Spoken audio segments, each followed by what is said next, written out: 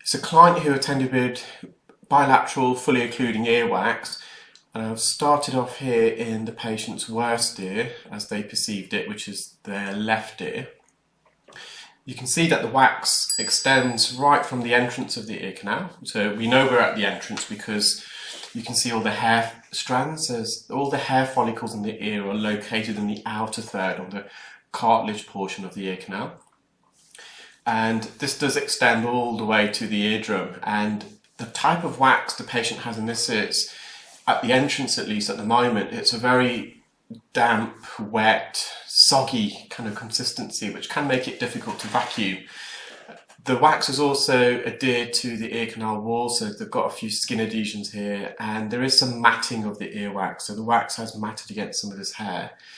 With this type of wax, you just have to try and loosen it off the canal wall as best you can, and then I often use some olive oil earwax drops, and what I find the olive oil earwax drops does, it binds the wax together, almost like an egg in a potato cake or fish cake recipe. It binds all the ingredients together, and then when you suction it, first of all, it doesn't block the suction tube, because with this, because it's quite a mud type of wax, it does block the tube, and you probably just saw there, I just shook the zone, the suction probe, trying to unblock it. But it also enables the wax to come out in bigger chunks because it's all binded together. I'm reluctant at this stage to use any other instrument like an ear hook or a Jobson horn, because I don't know the patient's ear anatomy. I don't know if there's a prominent first or second bend, and if I insert the instrument into the wax or behind the wax against the canal wall, whether I'm going to make contact with the ear canal itself, because we just don't know the anatomy of this ear. And you will see the patient's ear, so I've removed a bit of wax there, but the patient does have a bit of a twisty first bend. So in the ear canal, everyone's ear canal, it's almost like an S-shaped bend. And although there's been no research, or at least I don't know about, as to why we've got an S-shaped bend, I can only assume it's an evolutionary trait that we've developed over millennia to help protect the eardrum. If you've got a very straight ear canal and you've got an object that flies into your ear, that can go straight towards the eardrum. So by having an S-shaped ear canal bend, I suspect that prevents trauma to the eardrum just by objects, wherever it may be, entering the ear directly. There is some acoustical properties as well. By having a curvature to the ear canal, it does amplify certain frequencies of sounds. So there's two plausible reasons as to why we've got an S-bend. But with this patient, the first bend is quite prominent, and if I just went in straight away with an ear hook or Jobson horn, obviously the ear canal is completely obliterated with the wax. I couldn't see it. So it's best, as much as possible at that stage, to use suction. So I've just put some drops in there, and the wax is lodged beyond the second bend. I can just see it at the base, at the bottom of the ear canal, underneath the wax. So the patient's second bend is probably a centimetre or centimetre and a half into the ear canal. And there's that juncture, that's where the bony part of the ear canal and the cartilage portion of the ear canal meet.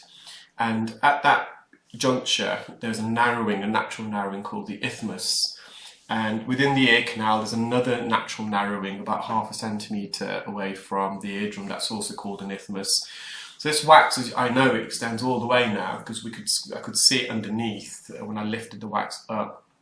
So I've managed to literally drag and bring forward this huge lump of wax very deep, from very deep in the ear, very medially to near the entrance. And again, you know we're at the entrance now because you can see all the cilia, all the hairs, but it's just got lodged there. So I think I'm going to use an ear hook at this stage because I've got a better understanding of the patient's ear anatomy. I know where that first bend is. I don't want to go too deep with the ear hook because I can then touch the posterior canal wall. So whenever you're performing earwax removal, you're almost, you've got all this piece of the jigsaw that you have to bring together. You need to know the patient's ear anatomy as best as possible. Obviously, with it being blocked, it can be difficult. And then you draw upon your own knowledge of the ear canal, and through that, you can navigate and guide yourself through someone's ear. So the ear hook just sliced through the wax. I'm now using a Jobson horn, and I'm just trying to get in behind this wax now. I know I brought it forward, so I don't have to insert it too deep into the ear canal on the bony part where it's very uncomfortable. There's that piece of wax. It looks like a lump of coal that Santa left behind. There's the eardrum. It's very healthy. It's just a bit of staining of wax near the entrance. I'm just going to mop up very quickly. I'm not too concerned whether this wax, if I don't manage to remove this wax. A bit of wax is good for you. I had a comment yesterday, or a question actually, from a subscriber, a viewer. In my previous video, I was explaining the importance of avoiding water entering one's ear, and that's everyone's ear. And the viewer, the subscriber, said they've heard from another channel that they're encouraged to wash their ear out daily in the shower by filling up the ear. Guys, that's a big no-no. Avoid water in the ear. Water in the ear can lead to infection.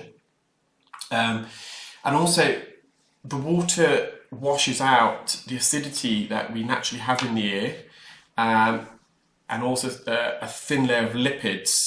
So there's a substance called sebum that's secreted by the sebaceous glands, and it secretes a fatty lipid structure. We have that on our hair follicles as well. So this sebaceous glands are found more or less where you've got hair strands, hair follicles, and it provides a protective film on the outer epithelial layer of skin cells, and it prevents bacterial, fungal penetrating the outer layer of skin and entering deeper into the skin. So please, please, please do not use water in your ear. And as I said, a bit of wax in the ear canal. Wax is made up of that sebaceous, that sebum secretion. It's good for you. Wax is actually good for you, believe it or not, guys. It is actually good for you. It's just bad for you and it blocks your ear completely. So avoid water, and a bit of wax in the ear, a bit of staining is absolutely fine. Just onto the right ear now. So the wax was a bit more medially impacted on this side, so I managed to just bring it forward, and it's just lodged now at the entrance. I often joke with patients like, oh, I can see the head of the wax, almost like we're giving birth to the wax. Just add a bit of humour. I think most of them appreciate it. Well, I think all of them do. They all start laughing when I say that. And they can feel it when it comes near the entrance of the ear canal. That they're like, oh God, what's that? I can feel it. Something's trying to come out. So add a bit of humour where we can, where it's appropriate, the right patient. So I'm just wriggling this wax. Again, I could have just gone in with an ear hook or forceps, but doing the procedure, I know it's on its way out. So I've got the Zollner suction probe. It's in my hand. We're there.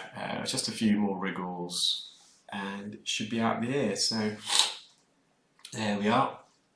So by the time I put the Zollner suction probe down, got the ear hook out, Jobson horn, it would have been a lot longer. So we just continued there. So because the entrance is quite narrow, that lump of wax did dissect in two, it got torn. So I've just gone back in again, just pulling this out. So the patient had been using a lot of drops, I think, in this ear. There's another huge piece of wax there. So the ear's a bit wet around the edge, there's a bit of staining on the eardrum. It's absolutely fine. I think I did try to go with a fine angle just to see if it comes off the eardrum. The patient was very still, so I felt comfortable and safe doing it. But I think some of that, we call it residual wax, it's sticking. And if you watched my video yesterday, I was joking. The only way we could get that out is by, imagine you're having a Sunday roast, your Christmas lunch, and your plate's full of gravy. Only way that's going to come out is by actually licking it or washing it. We don't want to get water in the ear, like I just explained, guys. I'm certainly not going to go inside the patient's ear and lick this off the eardrum.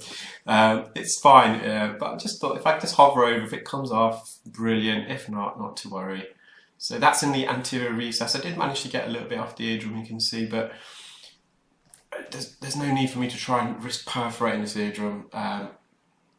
If I'm thinking back to myself when I first started, I probably tried to get too much wax out, and by doing that you can cause unnecessary injury or trauma to the patient, and just through experience. And there I think the patient might have just felt that, so I quickly came out. So I think, okay, we just leave that, guys. It's not going to cause a problem. It'll naturally migrate. The whole eardrum is visible.